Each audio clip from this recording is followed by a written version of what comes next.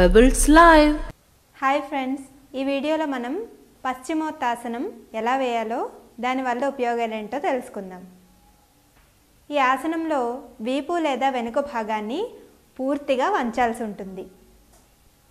ఈ ఆసనం వేసే ముందు కొద్దిగా బెండింగ్, స్ట్రెచ్చింగ్ చేయాలి. అలాగే 2-3 సూర్య నమస్కారాలు కూడా చేయాల్సి ఉంటుంది. ఈ ఆసనం బలవంతంగా వంచి చేయకూడదు. కొద్ది కొద్దిగా సాధన చేస్తూ చేయాలి. సాధ్యమైనంత వరకు మాత్రమే బెండ్ చేస్తూ చేయాల్సి ఉంటుంది. అలాగే ఈ ఆసనం కొత్తగా నేర్చుకునే వాళ్ళు బలవంతంగా ఈ ఆసనాన్ని వంచి చేయకూడదు. ఎంతవరకు వంగగలిగితే అంతవరకు మాత్రమే వంగి చేయాలి. సాధారణ స్థితిలో నేల మీద కూర్చుని కాళ్ళను ముందుకు చాపాలి. అలాగే 2 చేతులను నిటారుగా పైకి లేపాలి. ఇప్పుడు నెమ్మదిగా 2 చేతులను కాలి వేళ్లను తాకేలా ముందుకు వంగాలి. ఈ సమయంలో ఎటువంటి ఒత్తిడి లేకుండా చూసుకోవాలి. నెమ్మదిగా మొదట కూర్చున్న స్థితికి చేరుకోవాలి. ఇప్పుడు ముందుకు తిరిగి ఆసనాన్ని వేయాలి.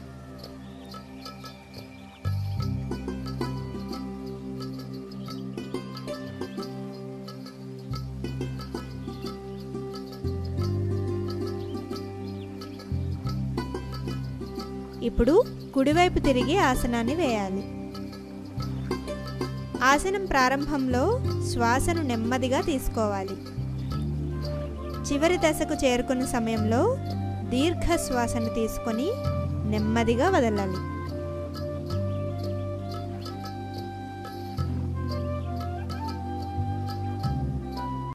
చూశారు కదా, ఈ ఆసనం వేయడం వల్ల ఒత్తిడి, కోపం, చికాకు తగ్గి మానసిక ప్రశాంతత లభిస్తుంది.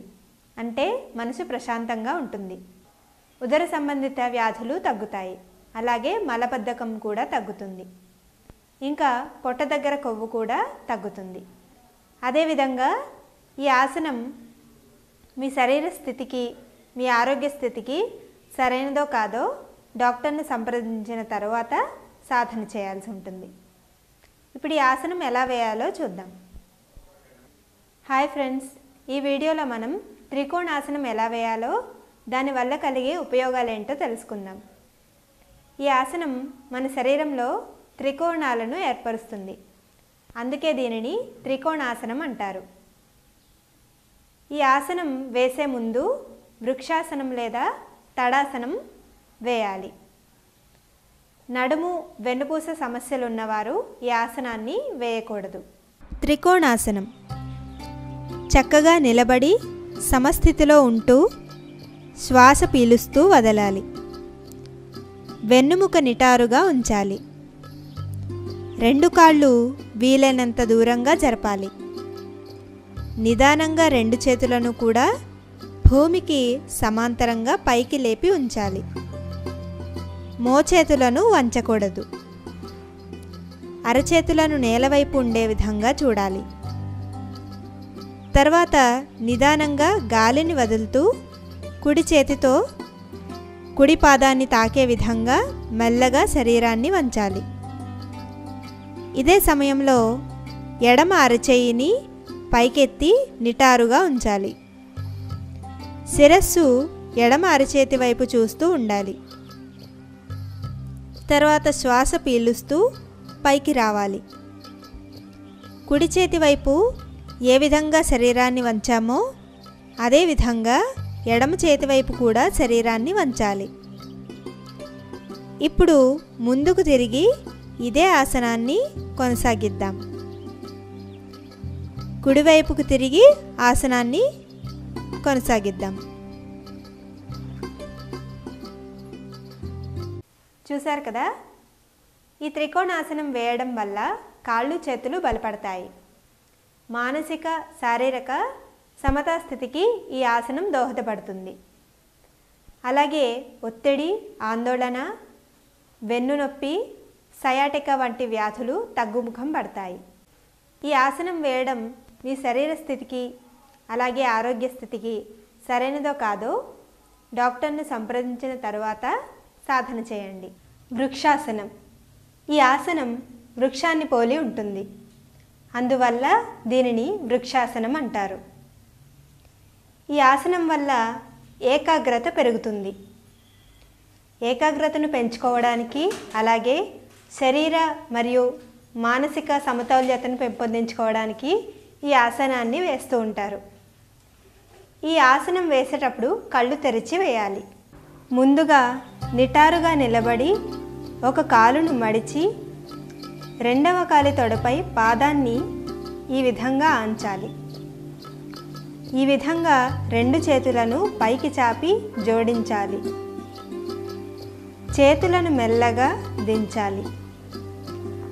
తిరిగి రెండు కాళ్ళపై నిలబడాలి. అదేవిధంగా రెండవ కాలితో కూడా సాధన చేయండి.